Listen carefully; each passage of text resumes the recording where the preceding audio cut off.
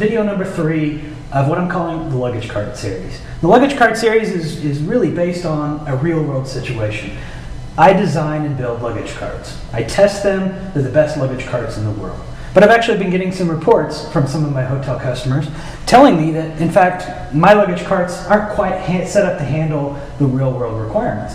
Well, we went through testing, we went through simulations, but we're finding out that we're actually getting some information from the field that we didn't expect. So we're going to take a look at this evidence, see what we can do, and actually run some analysis. Now, this is the actual video.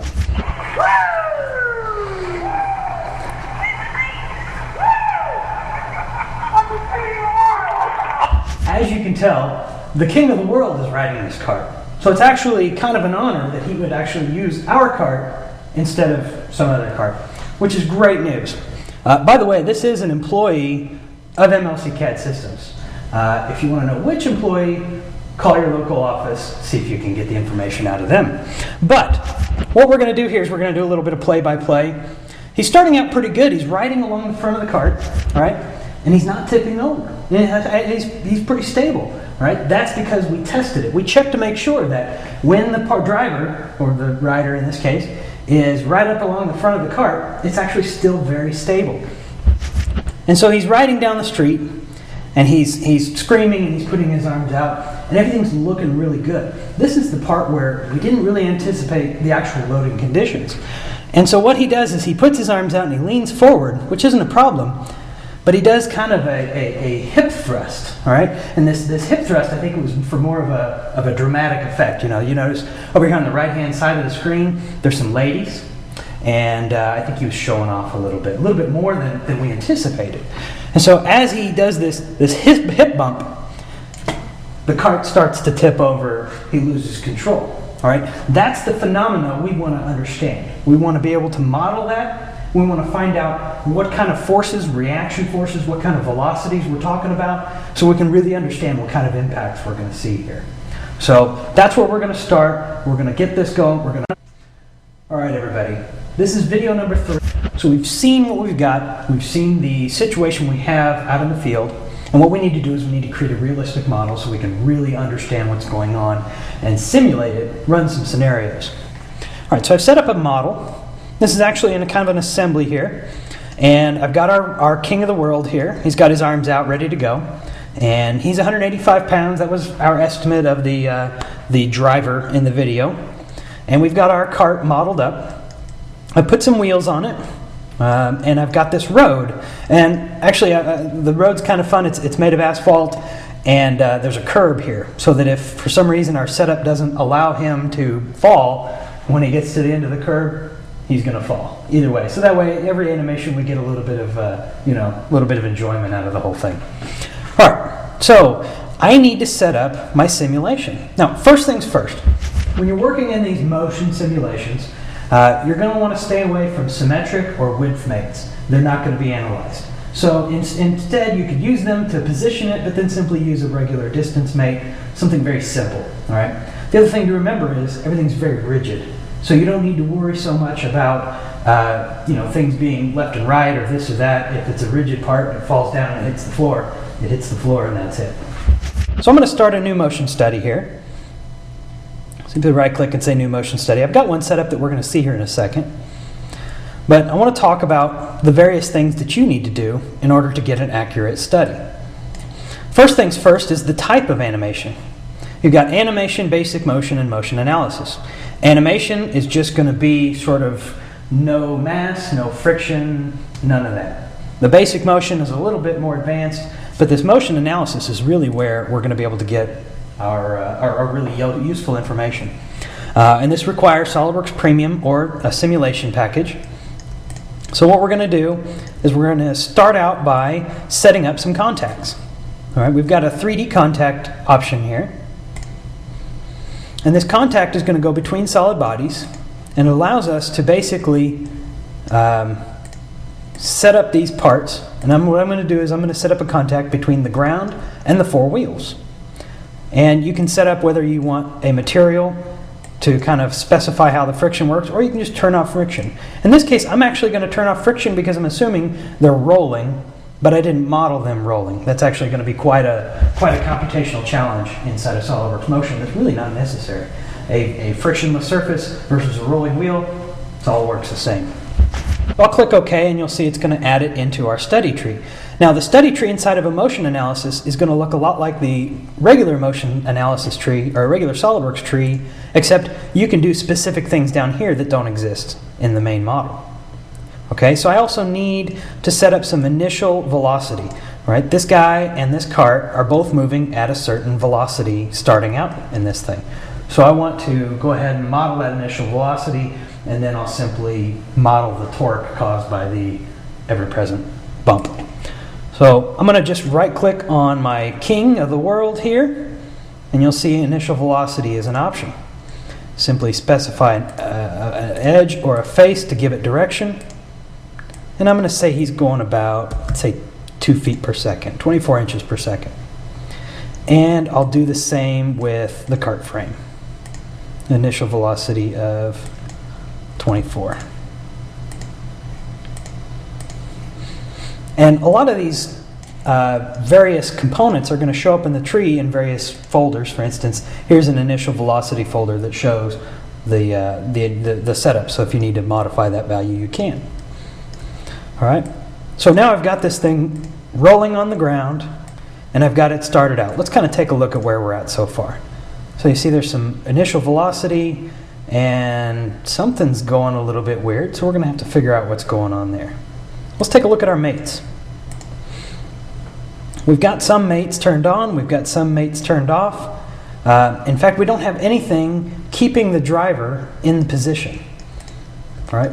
There's no friction specified between the driver and the cart, and in fact there's no relative position defined either. So what I'm going to do is I can drive that with either a mate or a motor. Now, driving mates or driving positions inside of a motion study can be done either way. Motors tend to be a little bit more precise in my opinion, but a lot of times mates are a lot easier to set up. So I'm going to do this one as a motor, but a mate will generally work just the same. So I'm going to come in here and I've got a motor. Now, a motor will move a component in a certain way, either a rotary or linear. So I'm going to say this is a linear motor. I want to move my king of the world here. Let's see. I think I can just grab his leg here. And the direction of the motor, I'm going to grab a flat face on my cart. And now I need to specify a distance. And this distance, I want him to go about, let's say, 10 inches. It's going to start at about 2 seconds. Let's give him some chance to settle down. And then he's going to thrust for about 1 second. So he's going to move 10 inches in 1 second. And we're going to simulate that with this motor. Okay, so let's go ahead and calculate and see what happens. And you're going to see he's going to sit at about that 2 second mark. He's going to jump forward. Now, setting up a motion study is kind of an iterative process, because what you're going to do is you're going to run something, you're going to see the result, and you're going to realize that's not how it works. And then you got to figure out what you're missing. In this case, if we take a look at it from the side and watch this thing go through here, I'll go ahead and play it. He ramps up at this point and actually gets airborne, which is pretty cool. But that's not how it works in the real world. Looks like we're missing some gravity. So I'll go back to 0 seconds. This is a very common problem, thing I run with a lot. I accidentally have the time marker floating somewhere in the middle of my animation. And if you make a change, what that'll do is it'll create a key point at the middle of the animation. So it's as if you suddenly turned gravity on 3 seconds after the start. We need to start at 0. Always move your time bar to time 0. So here's gravity. Got Newton's apple. And I just need to specify a direction. This is in the negative y direction. No other selections necessary on that one. And so hopefully what we'll see here when we animate this now, it's going to hit the ground, and when he jumps forward, he didn't jump forward far enough apparently. In fact, I wonder how far or how close we got to actually tipping over. Well, if you want to check, you can actually run a plot. So here's results and plots. This is one of the really nice benefits of doing it in full motion, is you can plot reaction forces, or in this case, contact forces. I want to know the magnitude of the contact force between this back face and the road surface. So when I click OK, it's going to give me a plot. So let me expand this out a little bit and we can take a look at it. So this initial oscillation is simply, it wasn't set all the way down on the ground, and it's going to start rolling, and you'll notice it's damping out there. And at this point he starts moving forward, and when he moves forward, there's a little spike up, but then a big spike down as most of the weight goes towards the front wheels and the momentum carries the cart forward. It gets down to about, looks like maybe about 25 pounds, 22 pounds of force at 3 seconds. Now 22 pounds is pretty low, but it's still not quite zero. In fact, what we need is it to go 0 plus a little bit more to get it to fully tumble. So let's see if we can up the alcohol level in his blood and increase that thrust. So I'm just going to edit the feature of my linear motor, and let's do it, instead of a 1 second thrust, let's do 0.2 seconds. Let's see what happens here. So I'll run another calculate as we damp out a little bit, and then he takes off, and boom! Whoa, that's kind of weird. Now you guys see what happened there? I took off, but then I don't have any 3D contacts specified in between the cart or the mannequin and the floor. And even if I did, in my experience, when you set up that kind of 3D contact on geometry as complex as this, it actually doesn't work out very well because there's too many faces to calculate. And so what you end up with is you have to increase the accuracy of the contact. By the way, here's where your 3D contact accuracy is going to be located in the motion study properties. You can specify your frames per second. You can increase that if you'd like. You can increase this 3D contact resolution. You can sped up the accuracy. And what that'll do is it'll spend more time verifying contact between the components. The problem is the higher you set that, the more it's going to work and the longer it's going to take to run a study like this. And in this type of a model, I actually found that in some cases you still can't achieve the kind of results you need, especially when the impact is as fast as this one is. This thing's flying down to the ground, and so we need something to stop it very accurately. So I've actually come up with a nice little workaround. And what I did is I added skid plates. Let me show you here. And these two skid plates are put in here arbitrarily to simulate a 3D contact. And so what I'm going to do is I'm going to be able to plot the resulting forces on these. So let's set up a 3D contact here. I'm going to set up one for each. All right. I need one between the top block in here. Notice that's going to kind of be the top contact point. And I'm going to leave friction on for this. I'm going to say it's between, let's say, steel and rubber. Be a fair approximation for brass on asphalt. Okay, and then I'm going to do another one to simulate the bottom of this cart. Here we go. Again, we'll go ahead and put this with steel on rubber.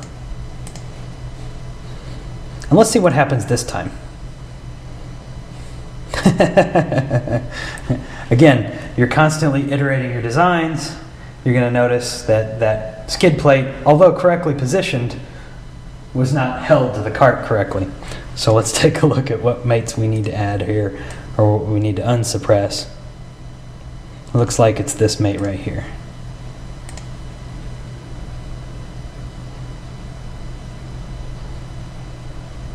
And he goes forward, and boom! And actually, we're getting some pretty good impact restitution there. One thing that motion does well is to handle physics, center of gravity, conservation of momentum, mass, things like that. One thing it doesn't handle terribly well is impact, and the reason it doesn't handle impact is because you've got two perfectly rigid bodies. Right? That impact, that bounce, actually has to be simulated using sort of made-up constants. And so what I'm going to do is I'm actually going to make another plot here, and this plot is going to be the linear velocity. Just can basically do actually instead of the magnitude, I'm going to do the y component of linear velocity on this skid plate. So let's take a look at what this graph tells us. So here we're kind of rolling along at 0. No vertical velocity because obviously we're not doing anything. But right before impact is right down here, we achieve a speed of 154 inches per second. Now that speed we can actually take into perhaps a drop test inside of the finite element analysis, or we can run some sort of study inside of our lab to really understand exactly how much force we're going to see on this, because it's all going to determine or be depending on the stiffness of the frame. So there's some really good information on how this thing is put together. I'll go ahead and play for you the study that I had set up previously. You can see I put in a camera angle on this one.